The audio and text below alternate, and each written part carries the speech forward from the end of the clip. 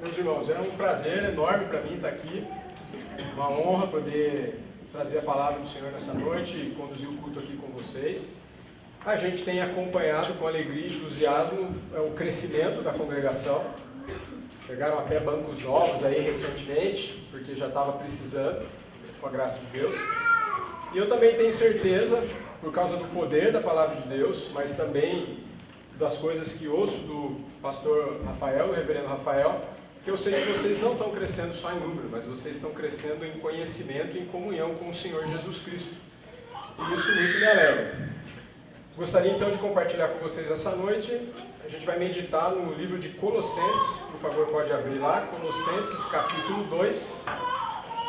Nós vamos ler do verso 8 a 10. Na verdade a gente vai explorar outras passagens também, ligadas ao livro de Colossenses. Então eu peço que você mantenha a sua Bíblia aberta, mesmo depois que a gente tenha feito essa leitura, porque nós vamos nos movimentar um pouquinho aqui em alguns versos aqui dentro do livro de Colossenses. E como vocês já bem perceberam, a gente já até aproveitou e leu uma passagem de Colossenses falando dessa primazia do Senhor Jesus Cristo. Então nós vamos ler, aí na sua ordem de culto ficou só de Colossenses 2:8, mas na verdade vou expor a vocês 2 de 8 a 10. Eu vou ler para vocês, seus irmãos podem apenas acompanhar Colossenses 2 de 8 a 10. Eu vou ler na revista atualizada, tá? Cuidado que ninguém vos venha a enredar com sua filosofia e vãs sutilezas, conforme a tradição dos homens, conforme os rudimentos do mundo e não segundo Cristo. Porquanto nele habita corporalmente toda a plenitude da divindade. Também nele estáis aperfeiçoados. Ele é o cabeça de todo principado e potestade. Vamos orar. Senhor Deus, muito obrigado pela Tua palavra, por tudo que já ouvimos até aqui.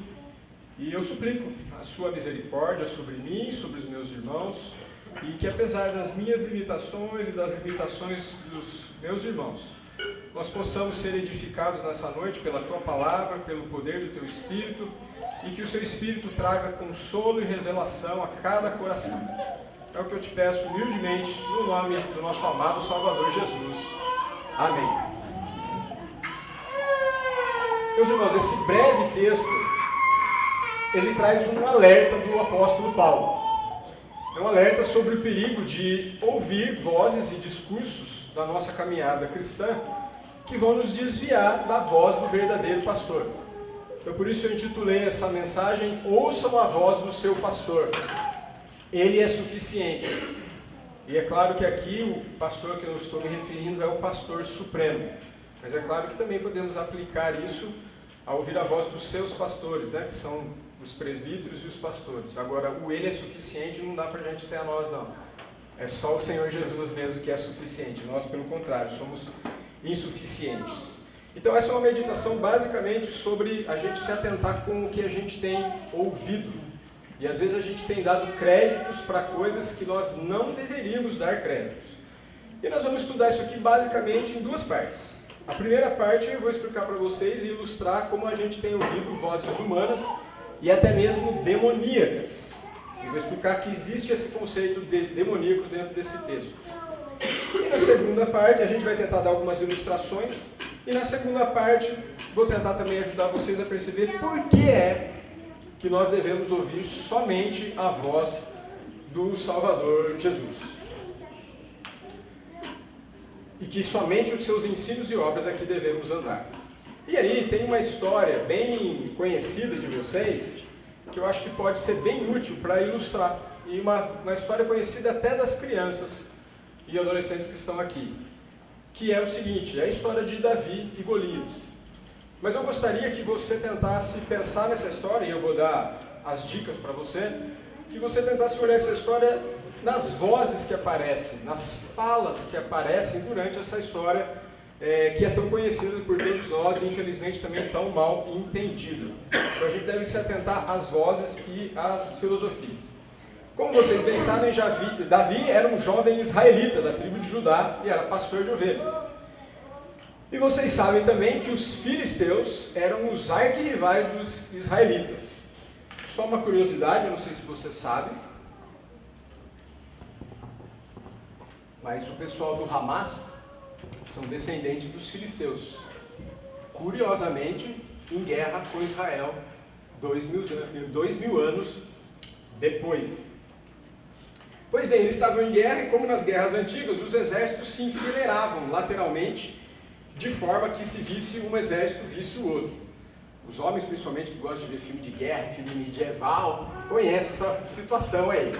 Mas quem não conhece, a ideia seria mais ou menos isso. Você tem uma pequena elevação de terra, uma pequena montanha, uma colina de um lado, uma colina de outro, vai ter sempre então um vale ou uma planície embaixo. E geralmente os exércitos se enfileiram lateralmente e ficam ali, e com isso já vai se medindo a força de cada um, e ali começam gritos de guerra e coisas desse tipo, e isso foi assim até depois que inventaram a pólvora e a guerra mudou completamente. Mas até então ela basicamente se dava dessa forma.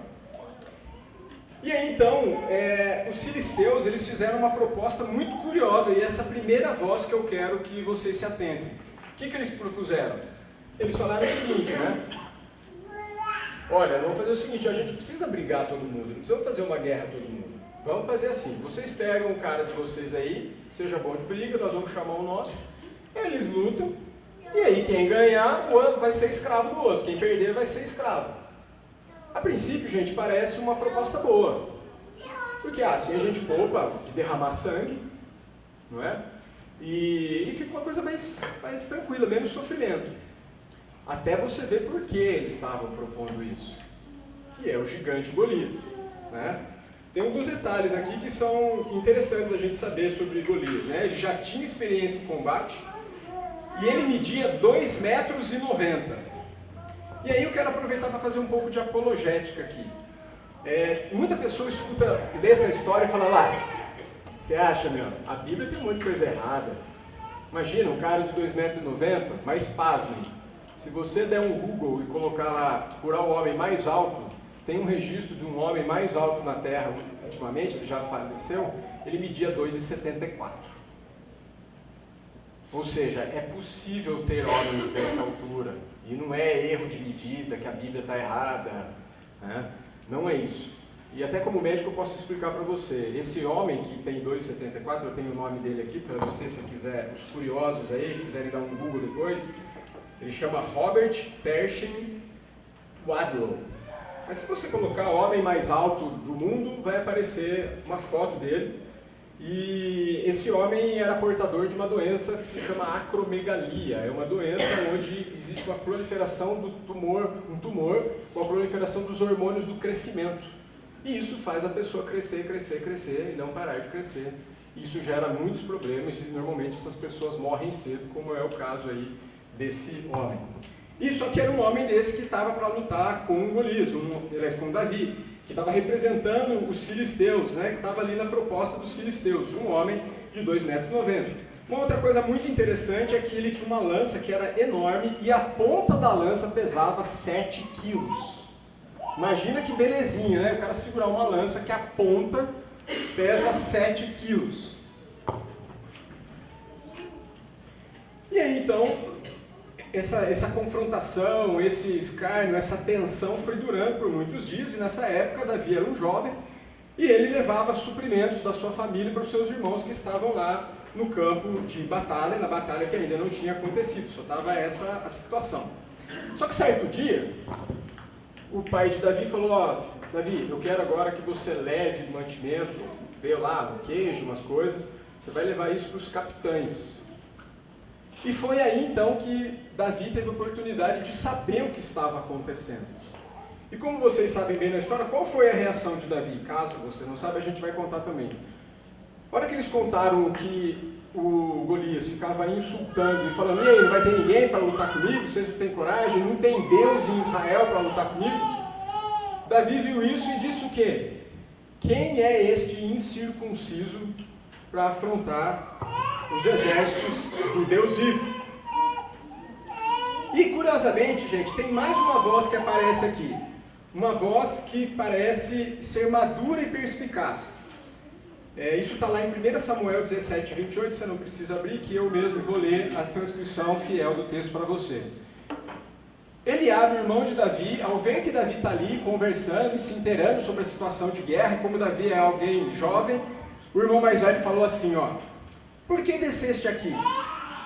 A quem deixou aquelas poucas ovelhas no deserto? Bem conheço a tua maldade e a tua presunção. Desceste apenas para ver a peleja. Então olha que coisa curiosa. O irmão mais velho de Davi não achou que Davi estava sendo alguém temente a Deus e que estava crendo que aquilo não era para acontecer. Mas pelo contrário, o irmão de Davi ainda falou assim, ele tentou ridicularizar Davi, falando, onde estão aquelas poucas ovelhas lá?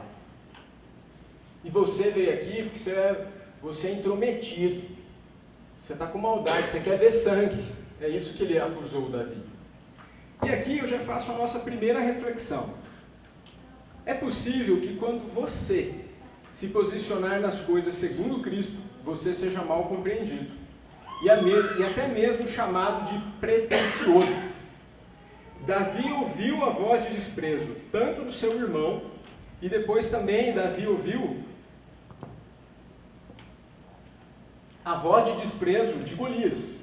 Porque Golias falou assim para Davi, quando Davi foi lá lutar com ele, acaso eu sou um cão para você vir atrás de mim com paus e pedras? Então, a gente precisa se atentar, e eu quis colocar essa história para ilustrar, uma história conhecida, para ilustrar sobre a importância de como a gente ouve as coisas e se a gente está sabendo discernir o que a gente está ouvindo. E é isso que, então, vindo para o contexto de Colossos, nós vamos ver que Paulo, então, ele não está falando de filosofias que são claramente opostas a Cristo. Vamos lá de novo para o texto.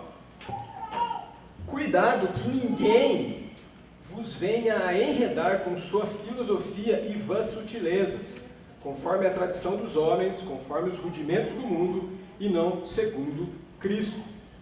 Então tem coisas, meus irmãos, que é fácil a gente ver. Se alguém chamar a gente para fazer um culto a outros deuses, assim como nós não temos dificuldade, provavelmente o pessoal de Colossos também não teria. Mas o problema é que há um detalhe aqui no texto, e é o detalhe que Paulo está alertando, e é o que eu quero tentar ajudar vocês nessa noite. Existem vãs sutilezas. São coisas que são vazias de significado e são sutis, e por isso elas têm o poder de enganar. E mais do que isso, elas têm o poder de nos enredar. Se a gente pegar, talvez os irmãos tenham uma NVI, vai estar assim, tenham cuidado para que ninguém os escravize a filosofias vãs e enganosas, que se fundamentam nas tradições humanas e nos princípios elementares desse mundo e não em Cristo. A ideia aqui de enredar, lá no original, a ideia é a seguinte, é a ideia de arapuca. Quem é mais antigo aí, já caçou passarinho, sabe o que é uma arapuca. Talvez os mais novos não saibam o que é uma arapuca, então eu vou explicar. Arapuca é uma estrutura que é feita para capturar um animal. Então, geralmente uma estrutura bem simples, às vezes uma gradinha feita de madeira, ou um pequeno cesto que está com um pauzinho em cima, e põe uma comidinha lá para o animal vir.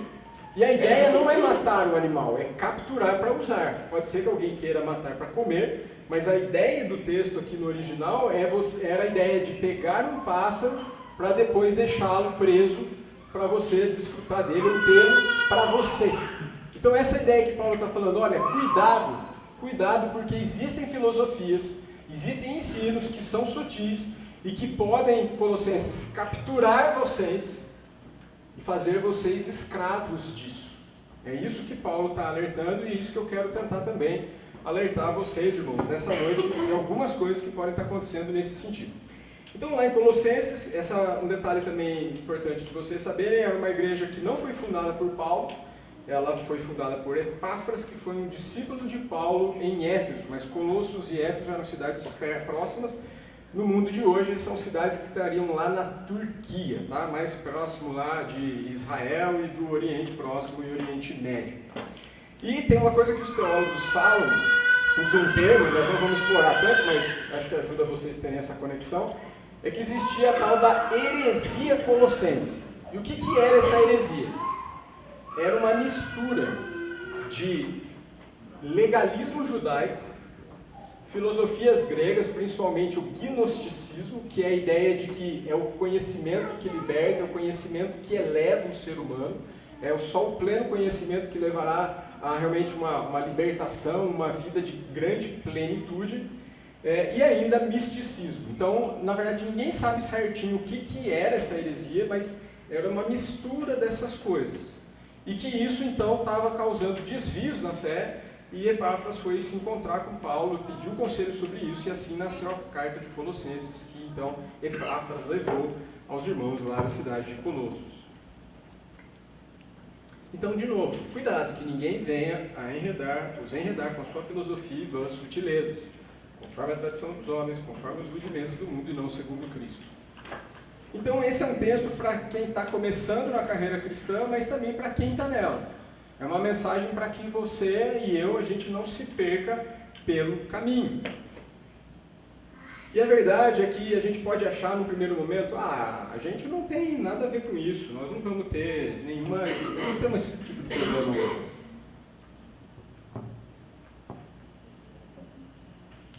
Mas eu vou mostrar que tem algumas coisas parecidas que podem estar nos prejudicando. Então nós já estamos correndo esse risco. Uma outra coisa que, ainda para ilustrar, nós temos que pensar então que existe um alerta, então essas vozes têm o poder, e nós corremos o perigo de sermos capturados por essas vozes, como numa arapuca, e um jeito da gente discernir é primeiro pensar assim, qual é a fonte dessa voz?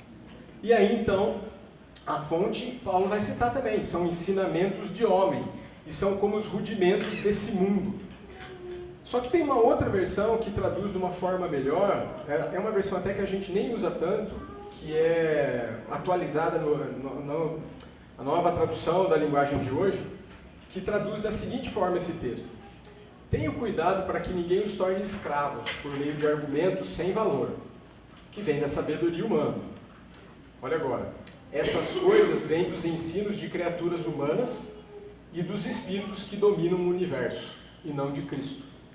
Na verdade, no original, então, esse termo rudimentos do mundo, na verdade, poderia ser muito bem traduzido por ensinamentos de espíritos que dominam o universo. Então, rudimentos do mundo poderia ser trocado por espíritos que dominam o universo.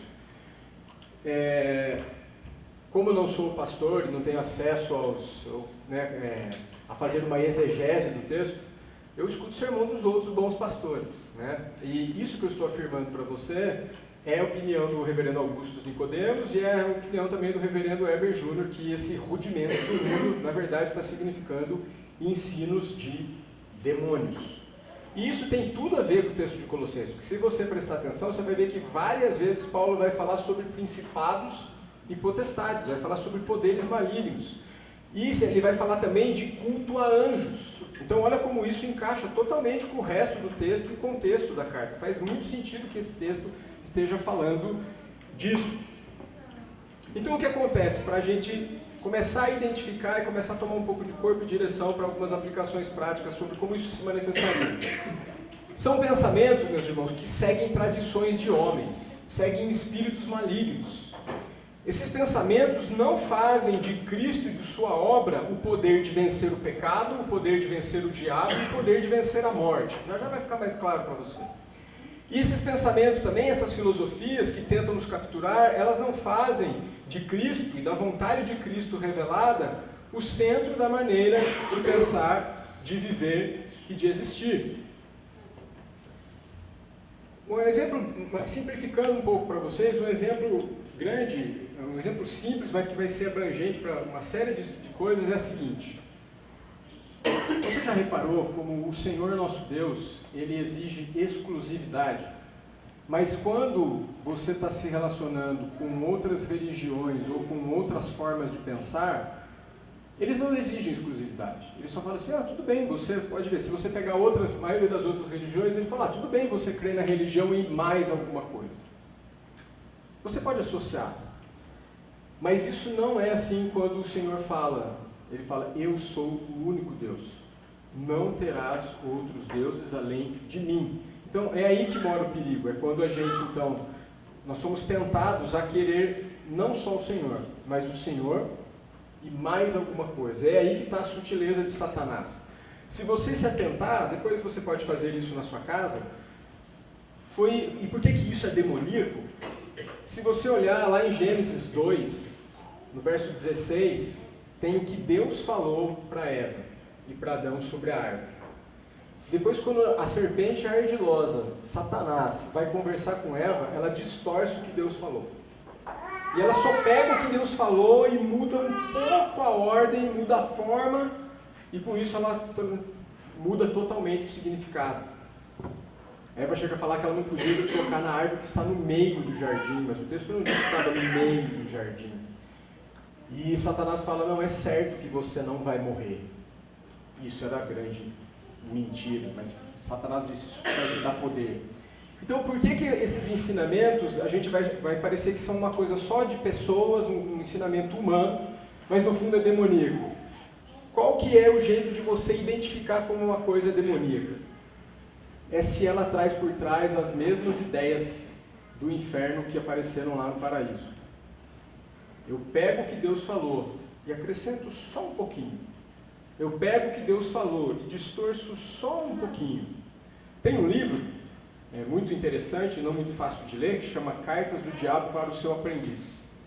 Lá, o livro é todo escrito às avessas, porque é um demônio ensinando outro demônio como prejudicar os cristãos e o reino de Deus. Então lá no livro o inimigo não é o nosso inimigo, é Deus que é o inimigo. Então isso faz você ter um pouco de dificuldade para ler. Mas uma coisa muito interessante que tem lá, é que quando um demônio está ensinando o outro, ele fala assim, olha, faça ele se perder, mas não muito. Porque se uma pessoa se afundar muito no pecado, ela vai perceber que ela precisa sair dele. Então é importante que a pessoa fique pouco no pecado. E que ela nem se sinta tão escravizada ao pecado. Então ela nem lembrará que nós estamos dominando ela. Porque ela está só um pouquinho escravizada. Vocês concordam que isso é uma coisa bem demoníaca, bem ardilosa. E essa foi a ideia do paraíso, e essa é a ideia que infelizmente continua, e assim são o plano do Senhor. Mas é o que nós, irmãos, precisamos vigiar nisso. Então vamos lá para uma primeira ilustração, que vai tanger um pouco aí com Colossenses. Misticismo. Lá havia culto de anjos. Vejamos primeiro um exemplo fora aqui do nosso contexto. É muito comum as pessoas dizerem que Deus falou algo para elas, e elas falam aos outros com convicção e até mesmo com certo orgulho que Deus lhes mostrou algo. Mas vejam, como essa pessoa pode saber, sem usar a palavra de Deus, se essa ideia que ela teve, se essa voz que ela ouviu, se esse pensamento que ela teve é da sua carne ou mesmo um engano de Satanás? Eu falo isso com tristeza, mas boa parte do que se vê em igrejas avivadas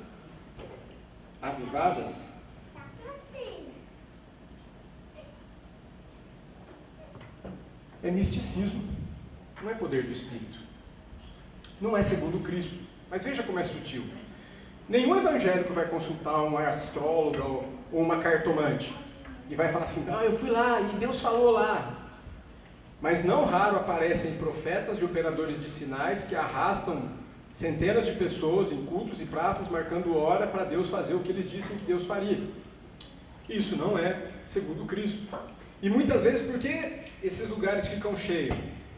Porque as pessoas estão procurando algo que lhes beneficie, não estão procurando o próprio Cristo. E esse, meus irmãos, não é um problema novo.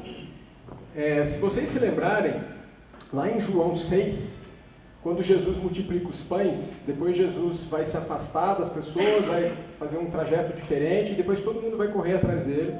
E lá em João 6, Jesus fala uma coisa muito triste, muito doída. Jesus fala assim para a multidão, vocês vieram aqui, não foi porque vocês viram a multiplicação dos pães, mas porque vocês comeram pão e se fartaram. Gente, olha o tamanho da miséria. Já seria ruim você ir atrás de alguém por causa do milagre. Mas pior que isso é você ir atrás de alguém só para você ganhar comida de graça. Foi isso que aconteceu. E isso também é culto de si mesmo, é isso que muitas vezes acontece nos dias de hoje. As pessoas vão atrás de coisas para ganhar de Deus, e não para reconhecer, adorar e conhecer o próprio Deus. E Ele mesmo não é um tesouro para essas pessoas. Agora vamos trazer para a gente um pouquinho aqui. É possível que a gente tenha uma relação de superstição ou de misticismo com alguns elementos da nossa própria fé. Se eu pedisse para você pegar a sua Bíblia e jogá-la no chão de forma desrespeitosa, ou principalmente se eu pedisse para você pisar na sua Bíblia, se eu colocasse ela aqui no chão e pedisse para você pisar, ou se eu fizesse isso aqui agora, eu acho que ia rolar um "oh". É verdade que a gente pode e deve ter algum respeito com a palavra de Deus, mas olha como existe um aspecto místico em nós. Todos nós aqui achamos estranho que alguém possa querer pisar na Bíblia.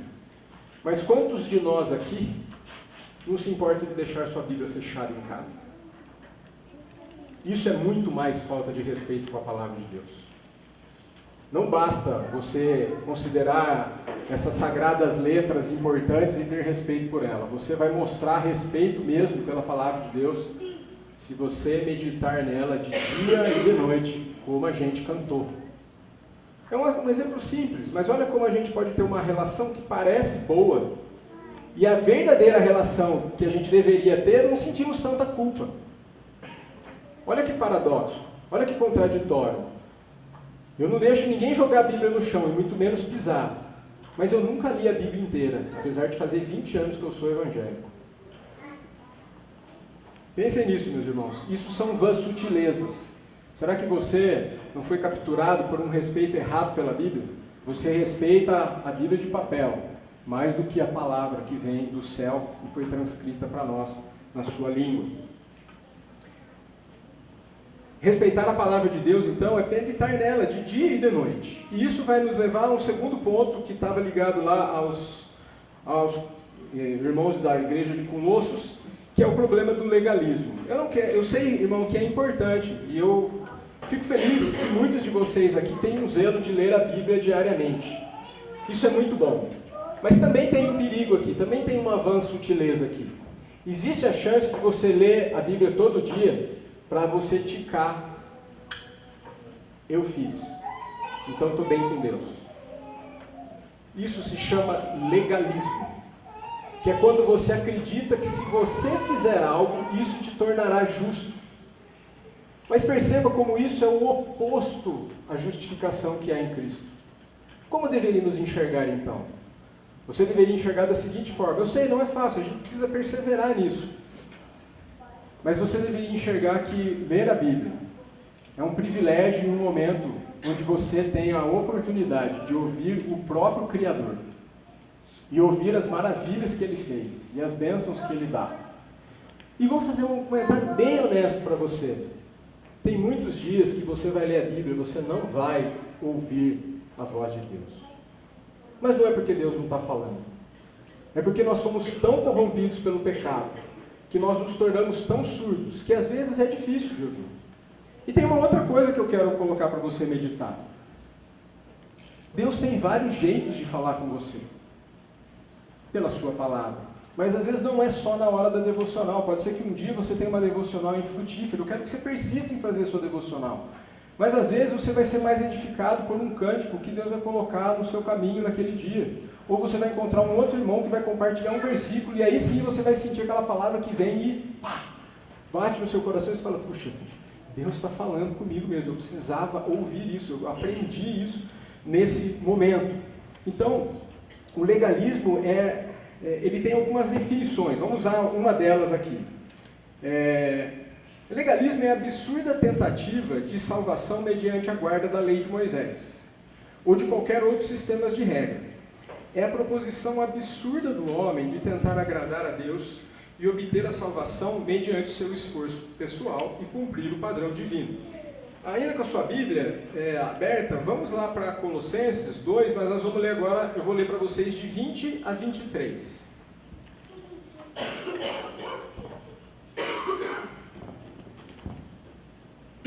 Olha só, eu vou ler, em vez de ler na revista atualizada, eu vou ler na NAA. Eu vou ler aqui para vocês. Se vocês morreram com Cristo para os rudimentos do mundo, por que se sujeitam a regras, como se ainda vivesseis no mundo? Não toque nisto, não coma disso, não pegue aquilo. Todas essas coisas se destroem com o uso. São preceitos e doutrinas de homens. De fato, essas coisas têm aparência de sabedoria, ao promoverem um culto que as pessoas inventam, falsa humildade e tratamento austero do corpo. Mas elas não têm valor algum contra as inclinações da carne. É isso que quer dizer aí uma excelente tradução, porque na Revista Atualizada fala, não tem valor algum contra a sensualidade, né? Mas você ter regras e ser rigoroso com regras não vai conseguir direcionar o seu coração. As regras não têm esse poder. Vamos usar um exemplo agora, então. Primeiro já dei para vocês desse legalismo que acontece, por exemplo, com a leitura da Bíblia, e até misturado com um misticismo que nos faz relacionar com a palavra de Deus tendo o respeito errado e não tendo o respeito certo. Eu vou usar um exemplo para vocês, não que esse seja o mais importante, mas eu acho que esse é o mais fácil de ser compreendido, um dos mais escancarados. E inclusive alguns mais que gostam de seguir a tradição, talvez não gostem do que eu vou falar.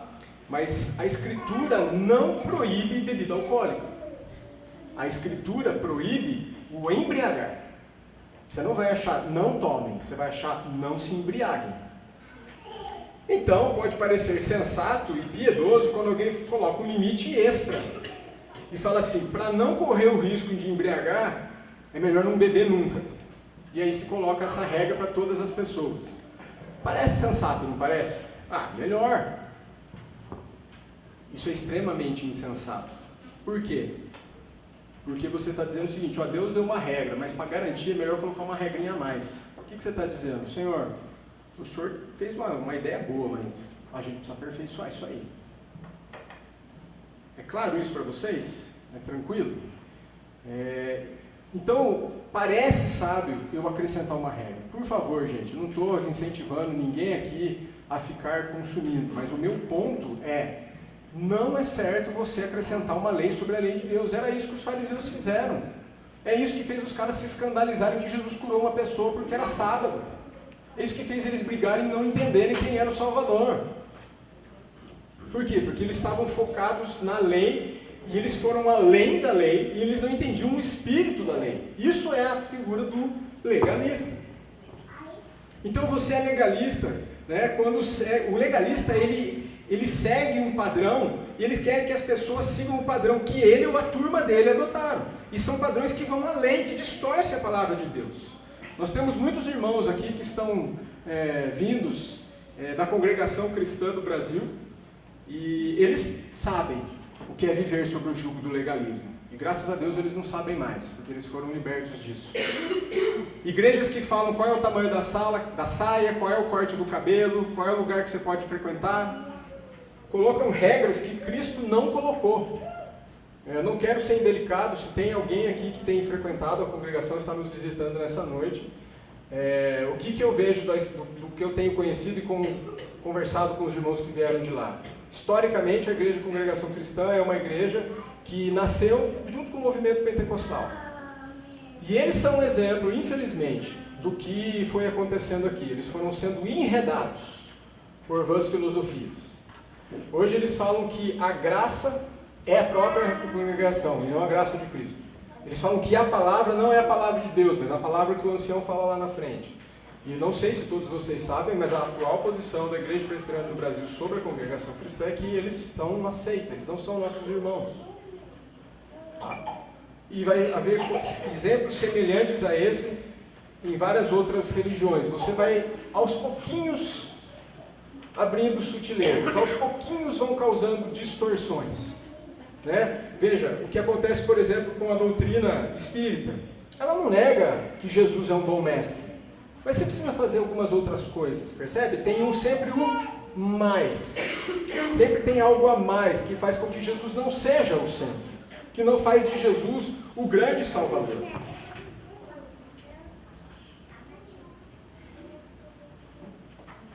Então esse é um alerta, um cuidado. Que vozes você tem ouvido? Que ideias você tem se aberto a considerar? As vozes da sabedoria humana, das ideias dos demônios? Lembre-se, há vozes que podem te enredar. São verdadeiras arapucas para te escravizar. Ouçam a voz do seu pastor. Ele é suficiente.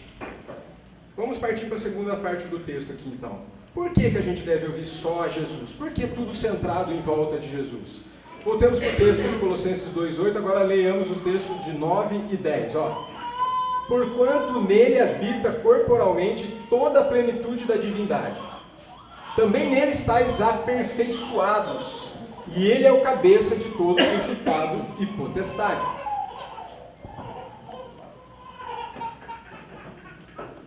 Vamos ler mais um pouquinho que isso pode nos ajudar. Nele também fossem circuncidados, não por intermédio de mãos, mas no despojamento do corpo da carne, que é a circuncisão de Cristo. Vamos pular aqui para o 14. Tendo cancelado o escrito de dívida que era contra nós, que constava de ordenanças, o qual nos era prejudicial, removeu inteiramente, encravando na cruz, despojando os principados e potestades, publicamente os expôs ao desprezo, triunfando deles na cruz. Meus irmãos, Jesus Cristo é o próprio Deus encarnado que cumpriu a lei em nosso lugar. Então o verso 14 diz aí, ó, ele cancelou o escrito de dívida. O que é o escrito de dívida? São os 10 mandamentos. E se você for honesto, você sabe que você não consegue cumprir os 10 mandamentos. Todo mundo tropeça neles. E é por isso que nós não podemos dar crédito ao legalista, aquele que diz que cumpre ou que diz que você deve cumprir. Porque nós não somos capazes de cumprir. E é por isso, então, que Jesus, com a sua morte, ele cancelou o escrito de dívida que era contra nós, que constava de ordenanças, que nos era prejudicial. Aqui nós podemos até aproveitar para dizer, é por isso que a gente não mata mais carneirinho, é por isso que não tem mais sangue no culto, porque Jesus já sangrou. E ele removeu inteiramente, encravou na cruz o nosso escrito de dívida. E ele, o que mais ele fez? Olha o verso 15. E despojando os principados e potestades, publicamente os expôs ao desprezo, triunfando deles na cruz. Então Jesus é o próprio Deus encarnado que cumpriu a lei em nosso lugar. Ele cancelou esse escrito de dívida.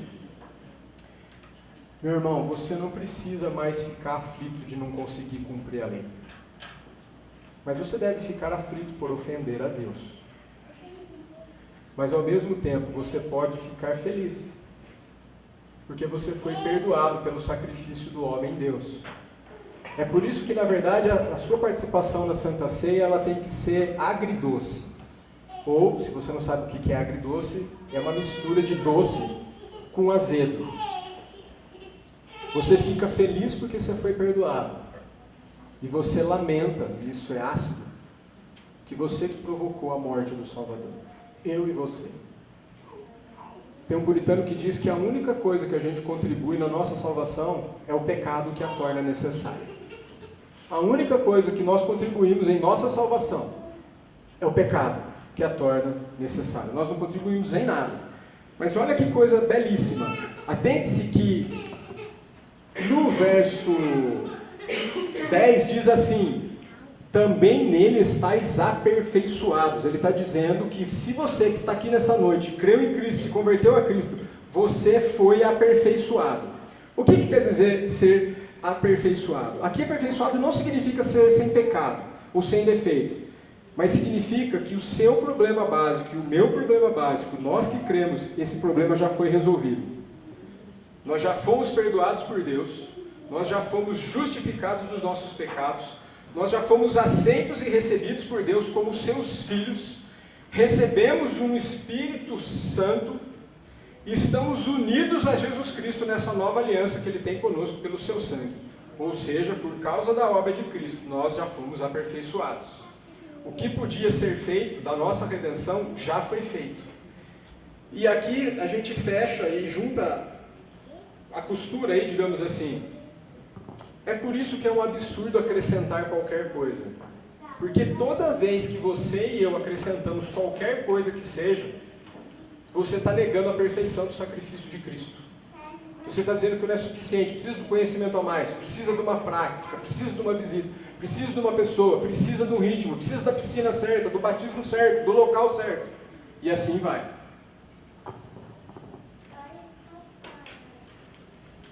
Então não há nada mais para ser feito. Na verdade, não há nada mais que possa ser feito.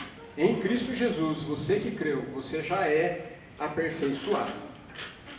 E por isso que então no verso 14 e 15 vai dizer então que Jesus cancelou esse escrito de dívida e que ele triunfou sobre os principados e potestades e os expôs ao desprezo. A figura aqui é de um general que está voltando com os despojos de guerra. Então ele capturou pessoas, capturou bens e está voltando, e ele chega na cidade e as pessoas comemoram, né, ao ver a vitória, estão esperando os seus amados que estão chegando e ainda chegam, e as pessoas que chegam aprisionadas, amarradas, elas estão ali humilhadas. E é isso que o Senhor Jesus fez com Satanás, com os principados e potestades. Essa é a boa notícia. Então, agora eu volto à nossa história de Davi e Golias. Assim como um pequeno jovem Davi, naquela tarde, guiado pelo Pai do céu, ele lançou uma pedra sobre o homem de 2,90 metros, derrubou, depois pegou a espada dele, e essa é uma parte que a gente pula porque assusta as crianças, mas hoje eu vou assustar as crianças. Ele foi lá, o que ele fez? Ele cortou a cabeça de Golias e expôs todo o povo filisteu ao desprezo, e eles saíram correndo e foram abatidos e derrubados pelo exército de Israel. Assim também numa tarde, todos pensaram que o simplório e fraco Jesus estava acabado, e que ele tinha terminado de forma humilhante seu ministério morrendo na cruz, mas na verdade, ele estava levando sobre si o pecado de todos os eleitos. Ele estava vencendo a tudo, a morte e o diabo, pelo sacrifício de si mesmo. Jesus venceu a morte. Se você é servo de Cristo, você também já venceu a morte. É uma questão de tempo para isso se manifestar. Pela graça e pelo poder de Deus, você tem vencido o diabo. Sabe por quê? Porque maior é o que está em nós do que aquele que está no mundo. Nessa história de Davi e Golias, talvez sempre você ficou achando se você era Davi, quem que você era lá. Sabe quem que você é? Vocês aí, professores que ensinam crianças, ou você que tem criança pequena, que quer aprender melhor essa história, vamos aproveitar isso. Nós somos o povo que reagiu com incredulidade e medo. Se você quiser se colocar nessa história, se ponha no lugar do povo. Você não é Golias, graças a Deus, mas também não é como Davi, porque ali Davi é um tipo de Cristo. Então, finalmente, estou encerrando, cuidado, que ninguém venha vos enredar com sua filosofia e vãs sutilezas, conforme as tradições dos homens, conforme os ensinos dos espíritos desse mundo e não segundo Cristo. Por quê? Porque nele habita corporalmente toda a plenitude da divindade. Nele estáis aperfeiçoados, ele é o cabeça de todo principado e potestade. Jesus é o mais belo e o mais glorioso, o mais desejável de todos os homens. Eu quero pedir para os músicos já irem se posicionando para a gente cantar nossa última canção. E eu quero apresentar um último raciocínio para vocês antes da gente cantar. Meus irmãos, tem acontecido que sutilmente nas igrejas, muitas vezes, você ouve um sermão e você acha que você veio aqui ouvir o que é que você tem que fazer para ser aceito. Errado. Se você creu em Cristo pela fé, você já foi aceito. Você só precisa crer. Na verdade, o culto deve ser muito mais uma celebração do que Jesus já fez. Por você e por mim. Se você crê no Senhor Jesus, você pode sair essa noite aqui tranquilo e contente. Porque os seus pecados vão ser perdoados. Porque há um poder sobre você que vai te fazer chegar até aquele dia. Porque o Senhor Deus está cuidando, está direcionando a sua vida e você não precisa ter medo. O culto é sobre o que Deus faz por nós, não é sobre o que nós vamos fazer para Ele. É verdade, nós faremos outras coisas, mas nós vamos fazer porque Ele fez por nós. Então, antes de cantar essa música, que não sei também se os irmãos conhecem, é uma música simples, né? Que vocês veem um texto aí que diz assim: este é meu respirar, este é meu respirar, teu Santo Espírito vivendo em mim. Este é o meu pão, este é meu pão, tua vontade feita em mim. E eu nada sou sem ti, eu estou perdido sem Jesus. Eu não queria que você cantasse essa música como se você tivesse algo a conquistar. Eu queria que você cantasse essa música por algo que foi conquistado para você. Isso é uma confissão de fé. O verdadeiro crente sabe que não é ninguém, que precisa completamente de Jesus. Que Jesus é tão essencial, que Jesus é como o ar que eu respiro. e Jesus é como o pão que eu me alimento. E que isso é suficiente para você viver. Vai haver muitas lutas, o povo de Israel continuou tendo muitas lutas. O povo de Deus tem muitas lutas, mas a vitória é garantida. Que você venha com esse espírito para a casa do Senhor, ao culto. Nós viemos aqui para celebrar o que Deus fez por nós, muito mais do que para saber o que nós temos que fazer. Nos alegremos, fiquemos em pé e adoremos a Deus que fez tudo por nós e que nos recebe pela fé somente em Cristo Jesus.